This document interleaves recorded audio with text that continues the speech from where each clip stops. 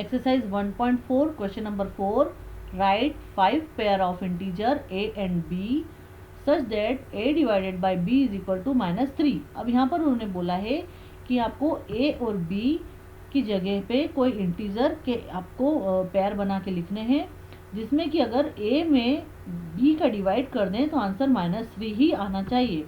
तो यहाँ पर देखिए उन्होंने हमें एक एग्जाम्पल दिया हुआ है कि 6 और -2। तो यहाँ पर देखिए 6 में हम -2 का डिवाइड करते हैं, तो देखिए 2 3 ज़ा 6, तो ये 3 आंसर आ गया। और यहाँ पर देखिए 6 प्लस का है, 2 माइनस का है, दोनों में से एक इंटीजर अगर माइनस का होगा तो प्लस माइनस माइनस मतलब आंसर जो है -3 आ रहा है। ठीक है, तो यहाँ पर भी आपको a और b की जगह आपको कोई दो इंटीजर लिखने हैं और उन दोनों में से कोई एक इंटीजर आपको माइनस का लेना है। जैसे यहाँ पर था 2 3 ज़ा 6, ठीक है, तो 2 ये देखिए 2 3 ज़ा 6, ठीक है, तो 6 को 2 से डिवाइड कर दिया, 3 आंसर आया। उसी तरह से हम 2 की जगह 3 4 5 ऐसे भी ले सकते हैं। ठीक है, तो अब हमने ले लिया अगला जैसे 3, तो 3 3 ज़ा 9, यहाँ पर हम लोग लिख देंगे 9, मतलब यहाँ पर देखिए 9 में अगर हम 3 का डिवाइड लगाएं तो आंसर आएगा 3। अब यहाँ पर आंसर हमें लाना है माइनस में -3, तो या तो आप 3 को माइनस कर दीजिए या फिर आप 9 को माइनस कर दीजिए, तो प्लस माइनस माइनस हो जाएगा, एक जगह रहेगा माइनस, दूसरी जगह रहेगा प्लस, प्लस माइनस माइनस हो जाएगा, मतलब आंसर भी आएगा माइनस में।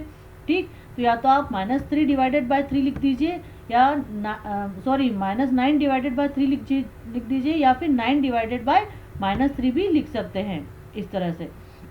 अब अगला देखिए, यहाँ पर हमने लिया 3, अब यहाँ पर हम ले लेते हैं 4, तो 4 3 ज़ा 12, ठीक, तो यहाँ पे लिख दिया हमने 12। तो ये देखिए 12 में अगर हम 4 का डिवाइड लगाते हैं तो 4 3 ज़ा 12 होता है, ये 3 आंसर आ गया। अब 12 या 4 इन दोनों में से कोई एक इंटीजर आप माइनस का कर दीजिए, ठीक, तो माइनस प्लस माइनस हो जाएगा। फिर यहाँ पर हम लोग ले लेते हैं 5 को, तो 5 3 ज़ा 15 होता है, तो ये हमने लिख दिया यहाँ पर 15, मतलब 15 को 5 से डिवाइड करने पर आंसर आया 15, और कोई एक इंटीजर आप माइनस का कर दीजिए ताकि आंसर भी माइनस का हो जाए। फिर हम लोग ले लेंगे 6, तो 6 3 ज़ा 18, तो यहाँ पर हमने लिख दिया 18 को हम अगर 6 से डिवाइड करते हैं तो आंसर आ जाता है 3। फिर इन दोनों में से अगर हम एक इंटीजर को माइनस कर दें तो ये -3 हो जाएगा। फिर हम लोग लिखते हैं 7 3 ज़ा 21, तो यहाँ पर हो गया 21, ठीक, तो 21 को हम लोग 7 से डिवाइड करते हैं तो आंसर आया 3। अब इन दोनों में से कोई एक इंटीजर के आगे आपको लगाना है माइनस, तो ये हो गया माइनस, ये हो गया प्लस, प्लस माइनस माइनस मतलब -3 आंसर आ गया।